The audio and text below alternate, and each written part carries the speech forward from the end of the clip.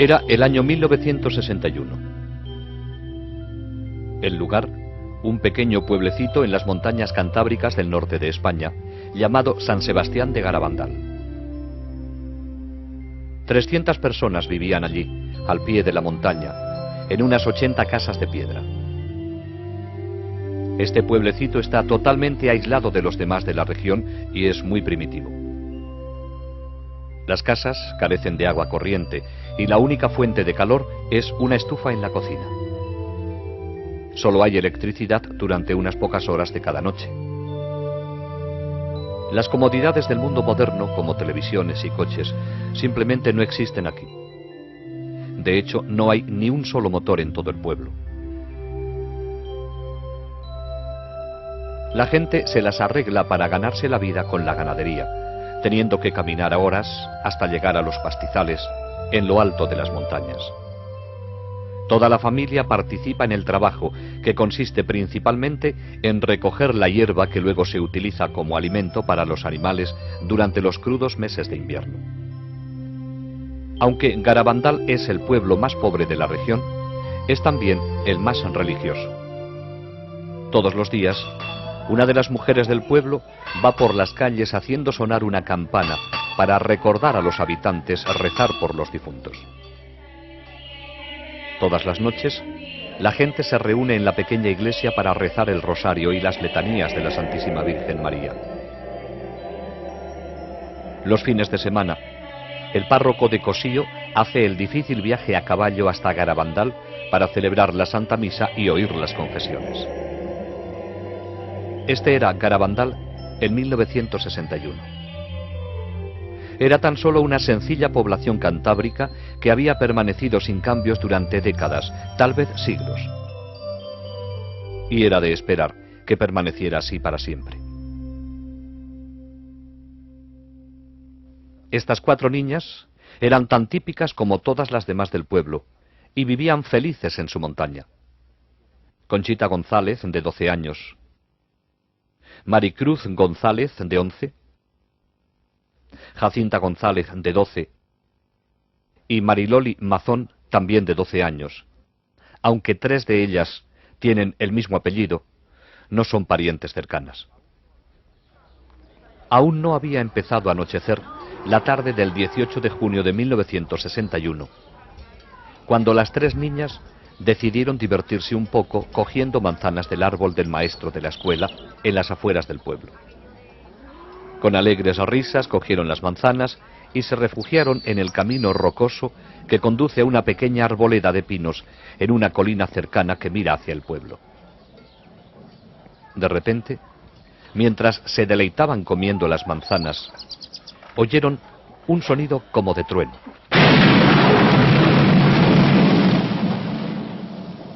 Comenzaron entonces a sentirse mal por haberlas cogido sin permiso. De repente, Conchita echó la cabeza hacia atrás y sus ojos se quedaron mirando fijamente hacia arriba. Al verla así, las otras empezaron a gritar. Estaban a punto de correr a sus casas para avisar a sus madres cuando les ocurrió lo mismo a ellas. Un ángel, rodeado de una luz brillante, estaba ante ellas. Parecía un niño de 9 años, pero al mismo tiempo parecía estar dotado de una fuerza invencible. Tan rápido como había aparecido, desapareció, volviendo las niñas a su estado normal. Temblando por la experiencia, las 4 corrieron a la iglesia del pueblo. Un amigo las vio y les preguntó la razón de su palidez. «Es porque acabamos de ver un ángel», contestaron. Al poco tiempo, todo el pueblo hablaba sobre lo ocurrido, aunque nadie creía que realmente hubieran visto un ángel. Durante los siguientes días, las niñas vieron nuevamente al ángel y él les habló la primera vez el 1 de julio. ¿Sabéis por qué he venido? Es para anunciaros que mañana la Santísima Virgen se os aparecerá como Nuestra Señora del Monte Carmelo.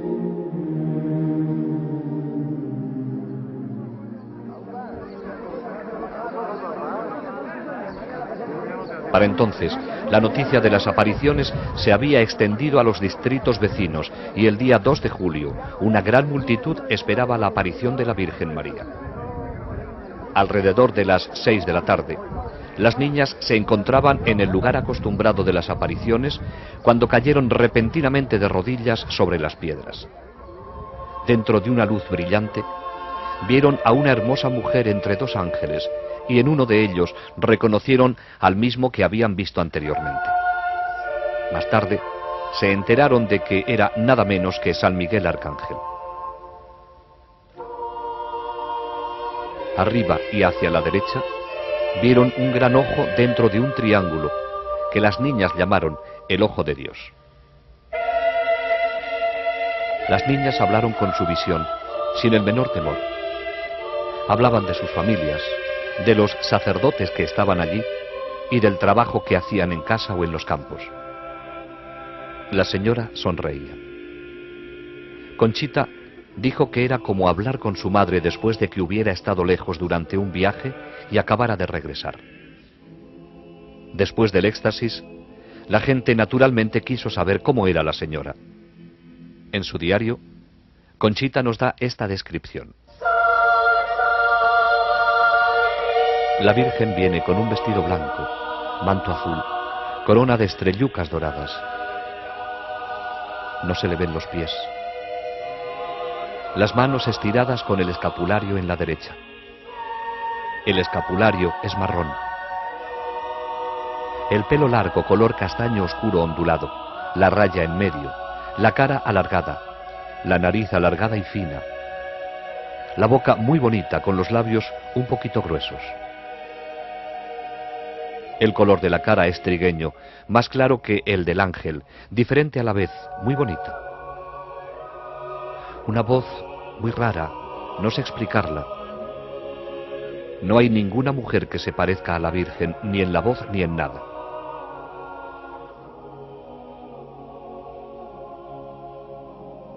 Pero existía un propósito detrás de estas apariciones de la Santísima Virgen. Quería utilizar a estas sencillas y simples niñas para llevar un importante mensaje a toda la humanidad. Pero siendo la madre amorosa y tierna que es, lo hizo a su propia manera. En su segunda visita vino con su pequeño niño en brazos, llenándose ellas de felicidad al ver al sonriente niño Jesús. Durante estas primeras apariciones, se vio a las niñas levantando pequeñas piedras hacia el cielo. Dijeron luego que la Virgen las besaba, pero añadieron que prefería besar objetos religiosos. La gente respondió entonces entregándoles rosarios, medallas, crucifijos y anillos de matrimonio, práctica que habría de continuar durante el transcurso de los acontecimientos. El 4 de julio, María les reveló su mensaje, diciéndoles que no deberían hacerlo público hasta el 18 de octubre. La verdadera naturaleza de las apariciones debería ser establecida primero para que el mensaje pudiera ser creído. Se necesitaba una prueba, y pruebas habría en abundancia. Varios médicos hicieron pruebas a las niñas durante los éxtasis. Encontraron que estaban rígidas, frías como piedras e insensibles al dolor. También experimentaban un cambio increíble en su peso. 2 hombres apenas podían levantar a una de ellas del suelo, mientras que ellas se levantaban entre sí con toda facilidad para besar a la señora de las apariciones. Las niñas sabían cuándo iban a tener una aparición mediante una serie de 3 llamadas interiores que se hacían progresivamente más intensas. Después de la última, salían corriendo llenas de felicidad a su encuentro celestial. Las llamadas tenían lugar a cualquier hora del día o de la noche, pero si las niñas se habían ido ya a la cama, entonces la Virgen respetaba su sueño. Conchita debió permanecer muchas noches en vela, esperando la última llamada de la Virgen. Hacia finales de julio, la frecuencia de las apariciones había aumentado a 2 o más en un solo día, con una duración desde 10 minutos hasta varias horas. Las caras de las niñas se transfiguraban, adquiriendo una belleza sobrenatural. Algunos observadores se impresionaban tanto con esto que les resultaba difícil mirarlas. Agosto comenzó con nuevos fenómenos. Durante las apariciones, cuando estaban de rodillas, se las podía ver caer de repente hacia atrás hasta que sus cabezas tocaban el suelo. A veces caían al unísono, en perfecta sincronización, formando bellas esculturas. Merece la pena mencionar que nunca se les subió la ropa indecorosamente. En ocasiones caían totalmente rectas hacia atrás, dando un fuerte golpe seco en el suelo que horrorizaba a los espectadores, pero nunca se hicieron daño, levantándose luego sin el apoyo de sus manos o brazos. Comenzaron entonces los éxtasis ambulatorios, hacia adelante o hacia atrás y a través del pueblo, durante los cuales mantenían los ojos fijos hacia arriba todo el tiempo. Véase cómo el pie de Mariloli evita cuidadosamente una piedra del camino. A veces se movían tan rápido que ni los más jóvenes del pueblo, corriendo a toda marcha, podían alcanzarlas. Al terminar la carrera, no estaban cansadas ni sudorosas y sus pulsos eran totalmente normales. Durante estas carreras extáticas solían detenerse instantáneamente, desafiando las leyes de la física, mientras que los que trataban de seguirlas pasaban junto a ellas incapaces de detenerse tan rápido. Las niñas siempre llevaban crucifijos en las manos y los ofrecían para ser venerados a aquellos que estaban a su alrededor. Nunca sabían quién besaba el crucifijo, ya que durante los éxtasis solo veían a su visión y a ellas mismas. Por orden de la Virgen, sostenían el crucifijo para que lo besase aquel que María deseara. En una ocasión, después del éxtasis, Conchita se enteró de que todos los que habían besado el crucifijo eran sacerdotes vestidos de seglares.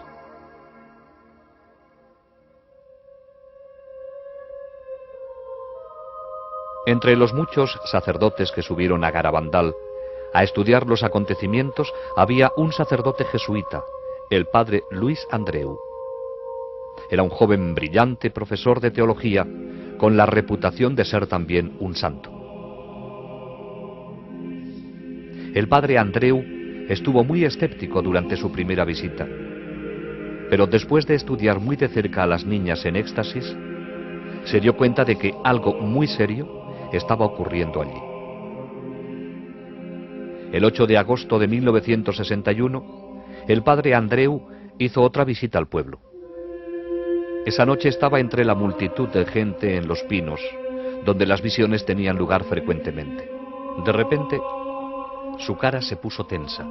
Gruesas gotas de sudor se formaron sobre su frente y exclamó: ¡Milagro! ¡Milagro! ¡Milagro! ¡Milagro! A la mañana siguiente, en el camino a casa con unos amigos, dijo: «¿Qué regalo me ha dado la Virgen? Qué afortunados somos de tener una madre como ella en el cielo. Este es el día más feliz de mi vida». Profirió entonces un leve sonido como de tos e inclinó la cabeza. El padre Andreu había muerto. Durante una visión posterior, la Santísima Virgen dijo a las niñas que el 8 de agosto el padre Andreu no solo la había visto a ella, sino también a una visión de lo que será el gran milagro. Uno de los lugares que las niñas visitaban más frecuentemente durante los éxtasis era la iglesia del pueblo, donde entraban para orar ante el sagrario. Esto desafortunadamente traía problemas. La multitud que las seguía creaba tal desorden que finalmente tuvo que ser impartida una prohibición y se cerraron las puertas de la iglesia. En lo sucesivo, las visitas de las niñas las condujeron solo hasta las puertas cerradas.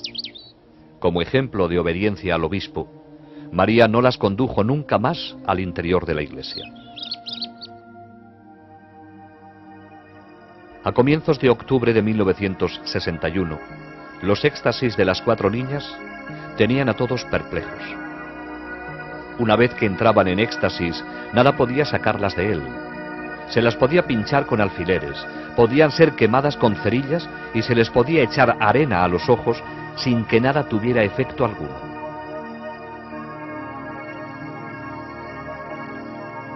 Las poderosas luces de las cámaras, disparadas a corta distancia, no las hacían parpadear.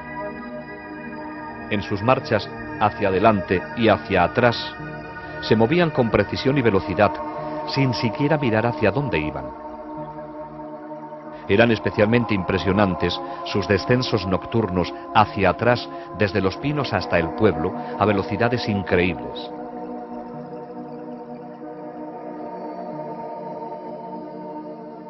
Las niñas devolvían los objetos religiosos a sus dueños sin equivocarse nunca, y lo hacían sin mirar a la persona o al objeto. Estos objetos eran generalmente apilados sobre una mesa en casa de una de ellas, cuando no estaban allí. En ocasiones, los rosarios y las medallas con cadena se enredaban. Pero esto no era problema. La niña en éxtasis cogía los objetos de la mesa y los levantaba hacia la aparición, separándolos luego con toda facilidad en sus manos. Entonces tomaba el objeto recién besado por María y, con los ojos fijos en la visión todo el tiempo, pasaba a través de la multitud hasta encontrar a su dueño. Era una experiencia conmovedora para la persona que se le entregara su rosario, medalla o anillo de matrimonio de esa forma misteriosa. Muchos lloraban, algunos se desmayaban.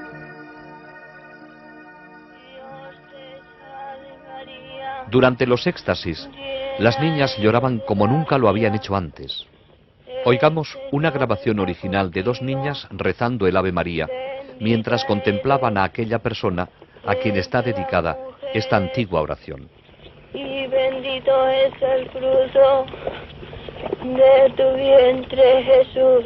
Santa María, Madre de Dios, ruega por nosotros pecadores, ahora y en la hora de nuestra muerte. Amén. Cantaban himnos que no habían aprendido y, con la ayuda de María, componían canciones bellísimas. Oh Virgencita del Carmen, cuánto gusto nos has dado con aparecerte a nos con tu niño tan salado.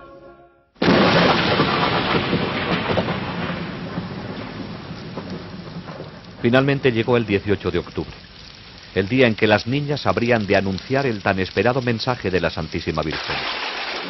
Era un día de apariencia apocalíptica, con rayos y truenos, lluvia y frío. No obstante, cientos de personas hicieron el sacrificio de estar allí en ese día tan importante. El tiempo pasó y muchos se fueron. Finalmente, el mensaje fue leído en voz alta en los pinos, a la multitud que aún permanecía allí. Hay que hacer muchos sacrificios, mucha penitencia, visitar al Santísimo. Pero antes tenemos que ser muy buenos. Y si no lo hacemos, nos vendrá un castigo. Ya se está llenando la copa, y si no cambiamos, nos vendrá un castigo muy grande.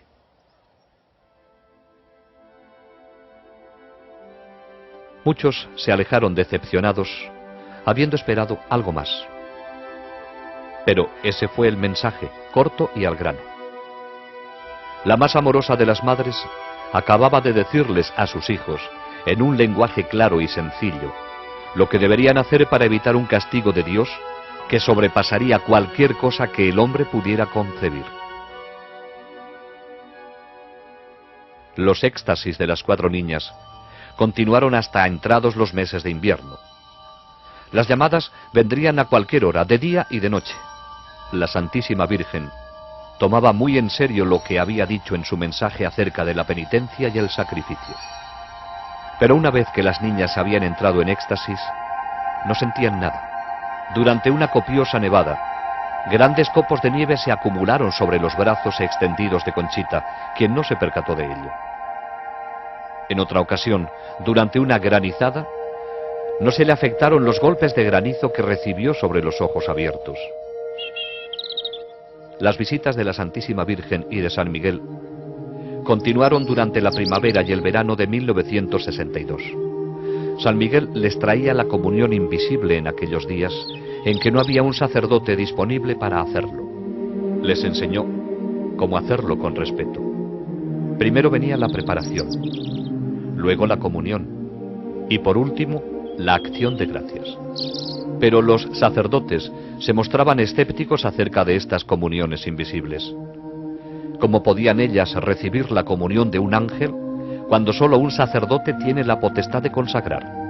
Las niñas se lo preguntaron al ángel, quien les contestó que él tomaba las hostias de los tabernáculos de la tierra. No existía un solo lugar en el mundo que pudiera compararse ni remotamente con Garabandal durante esa época. La Santísima Virgen parecía haberse apoderado del pueblo entero. Conducía a las niñas por todas y cada una de sus calles. En ocasiones cantaban el rosario mientras caminaban junto con las personas que las acompañaban. Todos los hogares fueron visitados.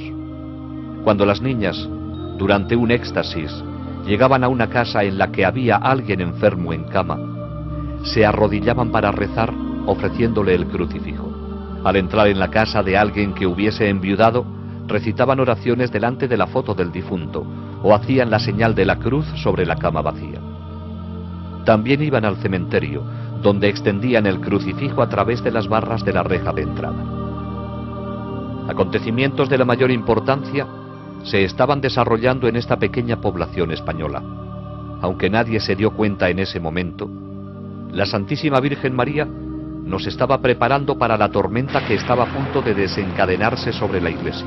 Ella había venido personalmente para reafirmar todas las verdades y enseñanzas de la Iglesia. Todo cuanto María hizo con las niñas estaba infundido de profundo significado para todos los cristianos. Durante los éxtasis, oraban en las más variadas posiciones, de rodillas, de pie, sentadas, caminando o acostadas. La Virgen nos estaba recordando que podemos estar siempre con Dios y con ella, sin importar dónde estemos ni lo que estemos haciendo. Nuestro Señor y nuestra Madre del Cielo quieren formar parte de todo cuanto hacemos, tanto si estamos en casa, en nuestro trabajo o conduciendo un coche. Cuando los taxis que traían a la gente a Garabandal aparcaban en el pueblo, las niñas en éxtasis se acercaban y trazaban la señal de la cruz sobre el parabrisas con los crucifijos. Nada era insignificante para la Virgen. Se interesa hasta por nuestras vacas, dijo una vez Mariloli después de un éxtasis. María nos enseñó a través de las niñas cómo debemos actuar con nuestros vecinos. Si una de las niñas perdía un zapato durante las caminatas por el escabroso terreno, la Virgen le pedía a otra que se lo pusiese. A veces, las niñas se separaban mientras iban en éxtasis por el pueblo. Al encontrarse de nuevo en otro lugar, se abrazaban todavía en éxtasis. Siempre que caminaban juntas en éxtasis, lo hacían tomadas de la mano o del brazo.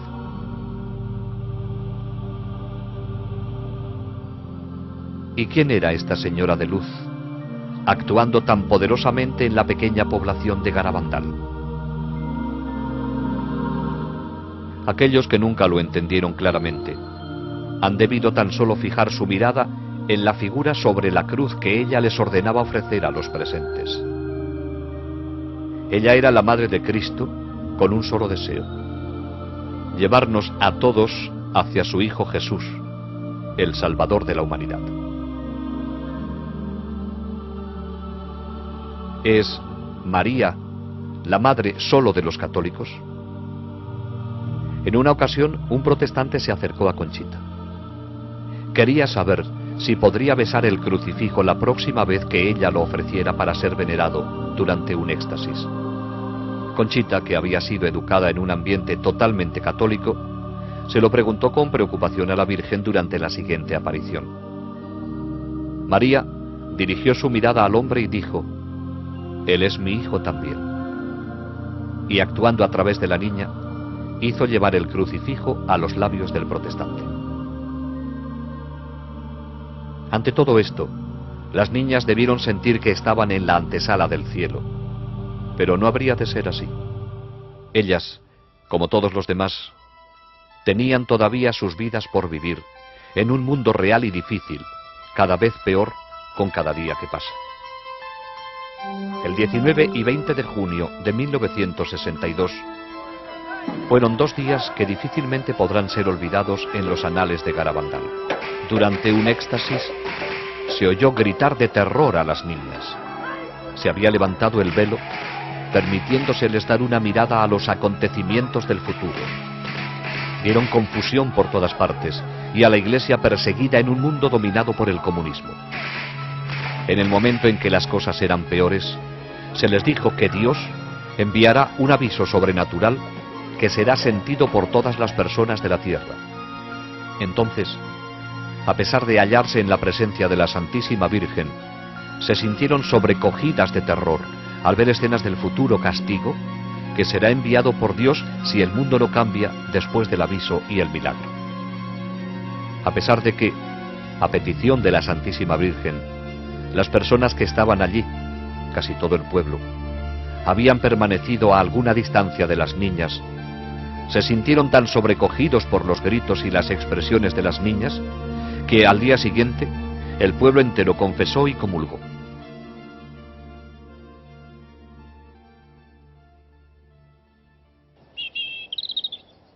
Durante algún tiempo, las niñas habían suplicado a la Santísima Virgen y a San Miguel obrar un milagro para convencer a aquellos que aún no creían.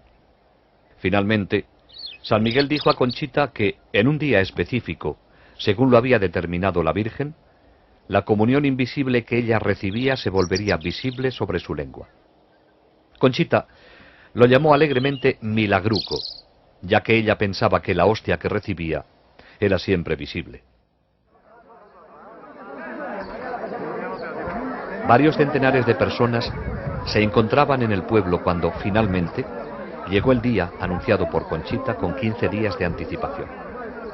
Pero la espera fue larga y cansada. Muchos se descorazonaron y se fueron. Entonces, alrededor de la 1:30 de la madrugada del 19 de julio, Conchita salió de su casa en éxtasis, dio la vuelta a la esquina y, con la multitud apretándose contra ella, cayó de rodillas en una calle vecina. Conchita sacó entonces la lengua. Aquellos que estaban a poca distancia de ella afirman que estaba vacía. De repente, más rápido de lo que puede detectar el ojo humano, una hostia blanca y brillante se materializó sobre la lengua de la niña. Un hombre de negocios de Barcelona, con una cámara de cine prestada y sin más iluminación que la que le prestaba una linterna de pilas, rodó algunas escenas mostrando la hostia sobre su lengua. Era este un milagro anunciado con anterioridad y registrado en una película que servía de prueba de la autenticidad de los acontecimientos de Garabandal. En octubre de 1962, a 1400 kilómetros de Garabandal, comenzaba a desarrollarse otro suceso de profundas repercusiones dentro de la Iglesia, sin precedente en tiempos modernos.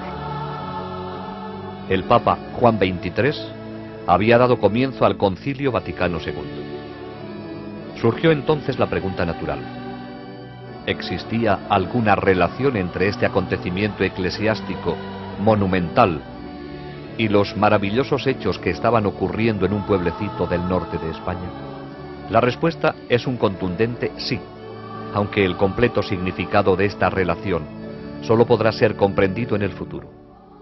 Durante un éxtasis se oyó a Conchita repetir las palabras de la Virgen: el concilio será el más grande de todos, será un éxito. A lo que respondió Conchita: qué bien, así te conocerán mejor y estarás más contenta. Hacia enero de 1963, Mariloli, Jacinta y Maricruz habían cesado de tener apariciones. Solo Conchita continuaba teniéndolas, aunque eran cada vez menos frecuentes. Sin embargo, por esta época, Conchita y Mariloli comenzaron a tener locuciones internas. Una locución es una voz interior que no va acompañada de una visión externa. En 1947, Joe Lo Mangino Perdió el sentido de la vista y el olfato en un absurdo accidente que le cercenó los nervios olfativo y óptico. Después de un largo periodo de tiempo, logró surgir en 1961 como un exitoso hombre de negocios, aunque agotado por el exceso de trabajo. Su médico le sugirió que se tomara unas vacaciones en Europa. Así que salió de casa en Lindenhurst, Nueva York, para visitar a su tío en el sur de Italia. Joey no era muy religioso en aquel entonces, y solo gracias a la insistencia de su tío accedió a hacer un largo viaje en coche hasta San Giovanni Rotondo, donde vivía Padre Pío. Este fraile franciscano, con las llagas de Cristo en sus manos, pies y en el costado, era considerado como un santo viviente.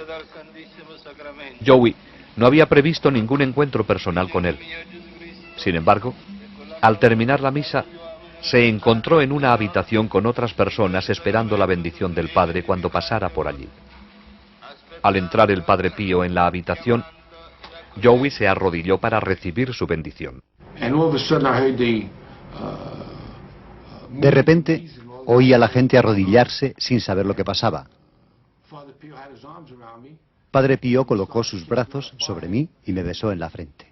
Me dijo: Joey, estoy muy contento de verte. Mi tío me dijo luego que era Padre Pío quien me había abrazado. Yo no sabía qué decir, porque nadie sabía que yo iría allí a verle, ni siquiera yo mismo.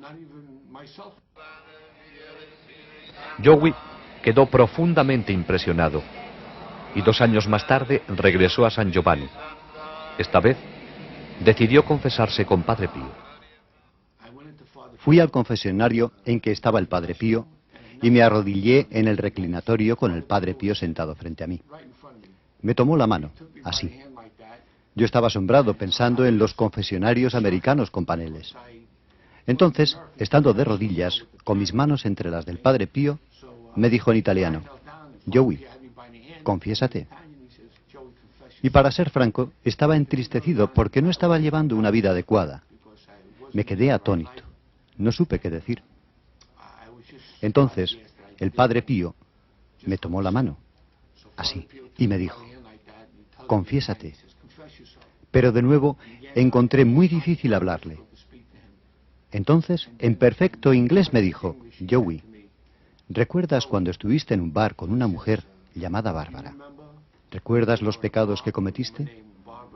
Y en perfecto inglés pasó a decirme las personas con las que había estado, los sitios a los que había ido y los pecados que había cometido. Naturalmente, estaba sudando, pero Dios me concedió la gracia de entender que si tenía que soportar todo aquello para volver a ser feliz, merecía la pena. Creía realmente que el Padre Pío podría ayudarme. Entonces, cuando llegó al fondo de todos mis pecados, después de lo que me parecieron 1000 años, me dijo en italiano: ¿estás arrepentido? Y yo le dije: sí, lo estoy, Padre Pío. Entonces me dio la absolución. Los ojos me daban vueltas en la cabeza y comencé a frotarlos, así. La cabeza me daba vueltas y yo seguía frotándome los ojos. De pronto, mi mente se aclaró totalmente y me puso su mano estigmatizada sobre los labios, así. Besé su estigma y me dio una ligera palmada en la cara, diciéndome en italiano: Joey, un poco de paciencia y valor, y vas a estar bien. Tenía 33 años, pero me sentía como si tuviera 16. Tenía el firme propósito de corregirme, lamentaba todos los pecados que había cometido durante mi vida. Me sentía tan bien y tan limpio que no quería involucrarme con nadie por temor a que, solo al hablar, pudiera perder la gracia que había recibido. Pero aún había una gracia más para Joey, mientras se arrodillaba con otras personas para recibir la bendición del Padre Pío. Cuando tuve el accidente aquí, en 1947, perdí el sentido del olfato. Todo esto está suturado. Y esta es una fractura de 3 pulgadas sobre la frente. No solo perdí mis ojos, sino el olfato. Cuando me arrodillé para recibir la bendición del Padre Pío, sentí una fragancia de rosas que provenía de la sangre de sus manos. Al percibirla me sorprendí y me eché hacia atrás contra la pared, con los brazos levantados, así. para protegerme. No sabía qué pasaba. Padre Pío bajó mi mano y me dijo en italiano: Joey, no tengas miedo. Y me tocó así, en el puente de la nariz. Mi sentido del olfato fue restablecido después de estar sin él desde el día del accidente, en junio de 1947, 16 años atrás. Joey estaba lleno de paz y felicidad y no quería abandonar San Giovanni. No obstante, su compañero de viaje le recordó que tenían el compromiso de pasar parte de sus vacaciones en un lugar llamado Garabandal. Cuando Mario me recordó que teníamos que irnos a Garabandal, le dije: Mario, ¿cómo sabemos que es verdad? A lo mejor no es una aparición verdadera. Tal vez es un truco del demonio para hacerme perder las gracias que acabo de recibir. Preguntémosle a Padre Pío. Entonces él dijo: ok. Siempre habíamos tenido una magnífica acogida por parte de los religiosos con los que residía Padre Pío, así que fuimos donde estaban ellos y les dije: quisiera hablar con Padre Pío, ¿es posible? Y el religioso dijo: oh sí, Joey. Hicimos las maletas y volvimos más tarde, ese día, para encontrarnos con Padre Pío en el claustro. Al arrodillarme, le dije al Padre Pío: ¿es cierto que la Virgen se está apareciendo a 4 niñas en Garabandal? Y él dijo: sí. Dije entonces: Padre Pío, ¿debo ir allí? Y él dijo: sí, ¿por qué no? Y así es como ocurrió. Debido a que Padre Pío me aseguró que la Virgen se estaba apareciendo allí, dándome su autorización para ir, no tuve miedo y fui. La primera de muchas visitas de Joey Lomangino a Garabandal fue en febrero de 1963. En aquellos días, especialmente durante el invierno, una de las únicas formas de llegar al pueblo era en carreta de bueyes. No pasó mucho tiempo antes de que Joey se encontrara y conociera a las niñas a quienes la Virgen se había aparecido, quedando inmediatamente impresionado por su sencillez y sinceridad. Conchita habría de convertirse en una buena amiga. Joey se quedó también impresionado por el mensaje y sintió la necesidad de hacerlo conocer. Sin embargo, se sentía impedido por su ceguera. Me dije: ¿qué puedo hacer para hacer conocer al mundo al Padre Pío y el mensaje de Garabandal? ¿Qué puedo hacer? ¿Qué puede hacer un ciego? Nunca estuve en una obra de teatro en el colegio de lo tímido que era. Joey regresó a casa. Tenía un álbum de fotos de Padre Pío y de las 4 niñas en éxtasis, con explicaciones en relieve bajo cada foto. Visitaba las casas de sus amigos y familiares, dándoles explicaciones sobre el famoso estigmatizado y sobre los hechos admirables que estaban ocurriendo en Garabandal. De esta pequeña semilla habría de surgir un apostolado a través del mundo entero.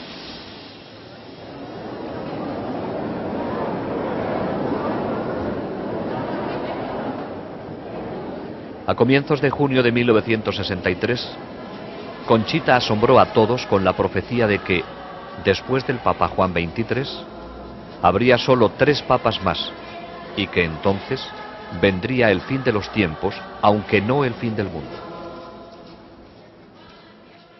El 19 de marzo de 1964, día de la fiesta de San José, Conchita tuvo una locución en Los Pinos durante la cual la Virgen le dijo que el día del gran milagro, Joey Lomangino recuperaría la vista para siempre.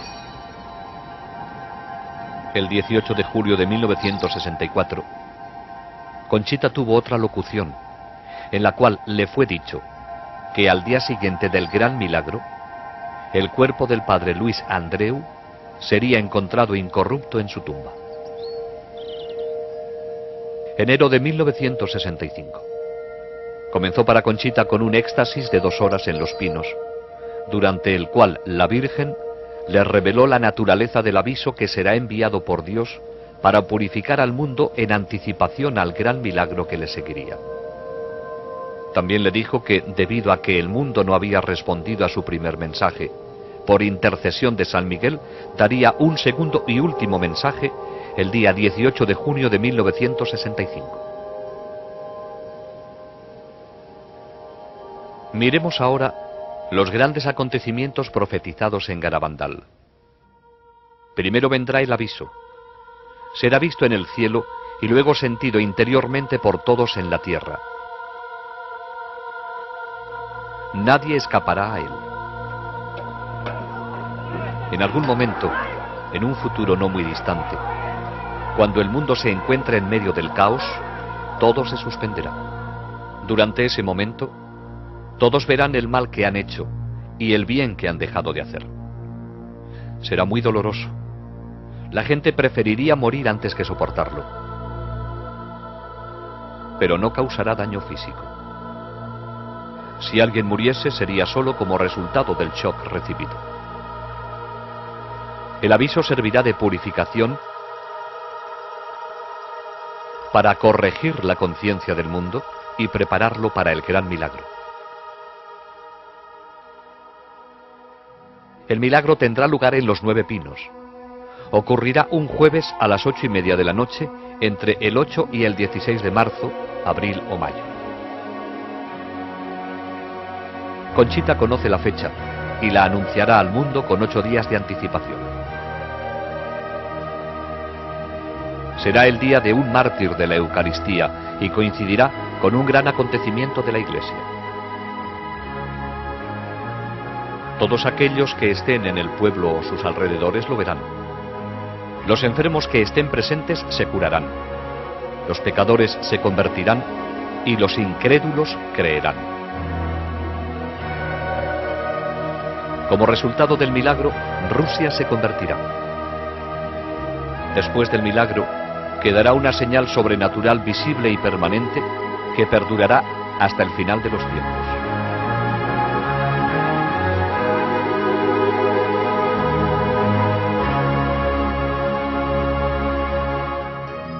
Si después del milagro el mundo no cambia aún, entonces Dios enviará un castigo. Será peor que cualquier cosa que el hombre pudiera imaginar y estará en línea con lo que merezcamos por nuestros pecados.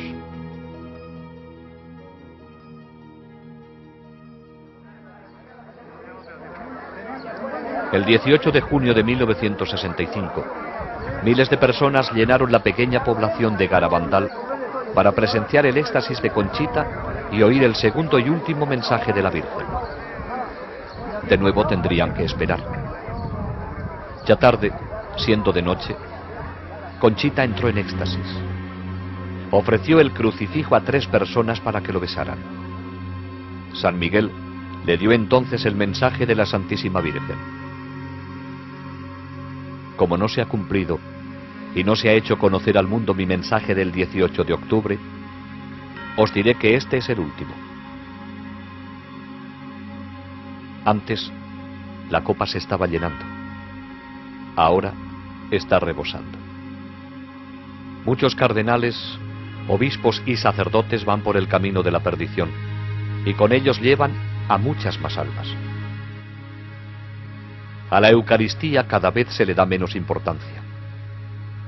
Debemos evitar la ira de Dios sobre nosotros con nuestros esfuerzos. Si le pedís perdón con vuestras almas sinceras, Él os perdonará. Yo, vuestra madre, por intercesión del arcángel San Miguel, os quiero decir que os enmendéis. Ya estáis en los últimos avisos. Os quiero mucho y no quiero vuestra condenación. Pedidnos sinceramente y nosotros os lo daremos. Debéis sacrificaros más. Pensad en la pasión de Jesús.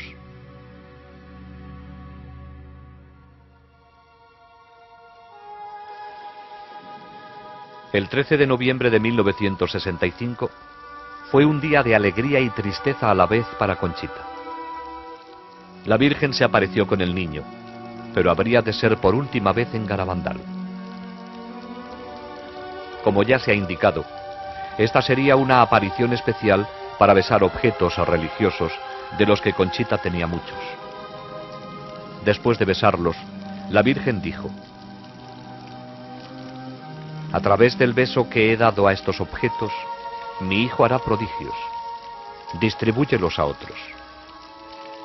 Háblame, Conchita. háblame de mis hijos. A todos los cobijo bajo mi manto. Esta será la última vez que me veas aquí, pero siempre estaré contigo y con todos mis hijos. Conchita, ¿por qué no vas a visitar a mi hijo al sagrario? Él te espera día y noche. Conchita le dijo, soy tan feliz cuando los veo. ¿Por qué no me llevas contigo al cielo ya? A lo cual ella respondió, ¿recuerdas lo que te dije el día de tu santo? Cuando te presentes ante Dios, tus manos deberán estar llenas de buenas obras, hechas para tus hermanos y para su gloria. En este momento, tus manos están vacías.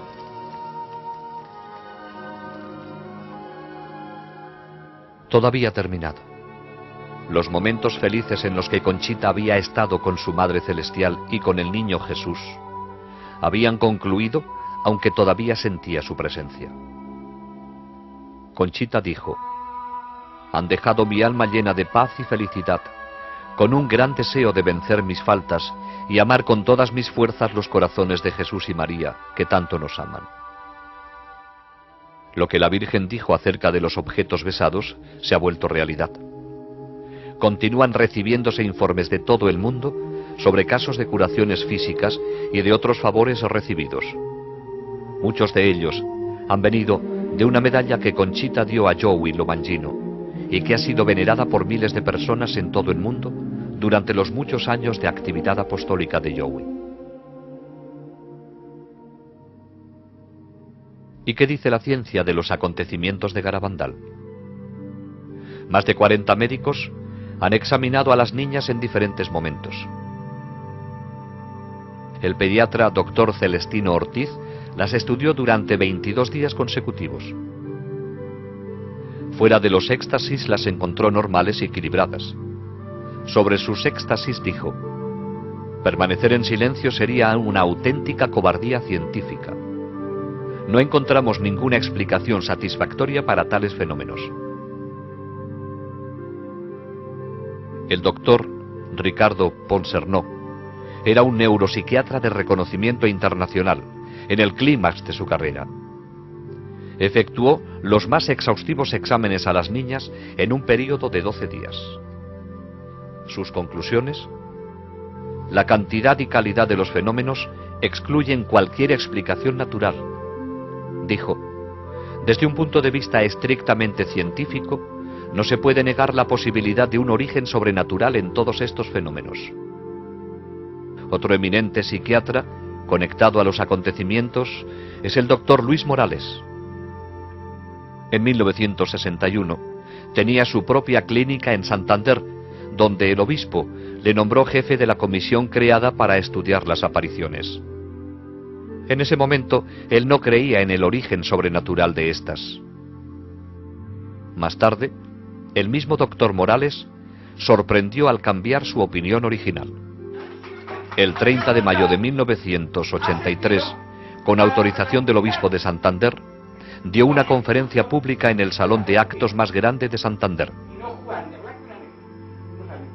Durante la misma, expuso ante la multitud las razones por las cuales estaba convencido de que las apariciones de Garabandal eran dignas de crédito.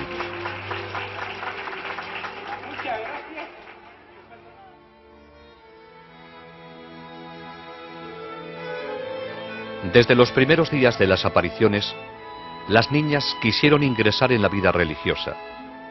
Sin embargo, esto no ocurriría. Durante su estancia en el colegio de las Carmelitas Misioneras en Pamplona, Conchita tuvo una locución de Jesús, durante la cual le dijo que no era su deseo que fuera religiosa, sino que debería permanecer en el mundo para hablar de María. Hoy día, las 4 videntes se han casado. Conchita, Jacinta y Mariloli se casaron con norteamericanos y viven en Estados Unidos. Maricruz permaneció en España y en 1971 se casó con Ignacio Caballero. Viven en Avilés y tienen 4 hijos. Conchita se casó en 1973 con Patrick Kina de Nueva York, donde viven con sus 4 hijos. Mariloli se casó en 1974 con Francis Lafleur, de Massachusetts. Tienen 3 hijos.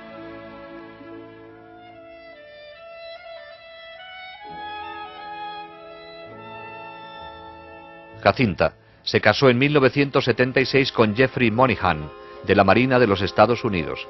Tienen una hija.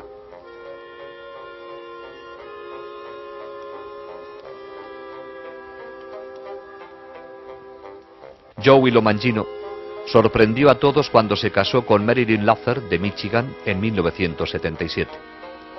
Joey continúa su labor de apostolado en Nueva York como esposo y padre de 2 hijos, Joseph y John.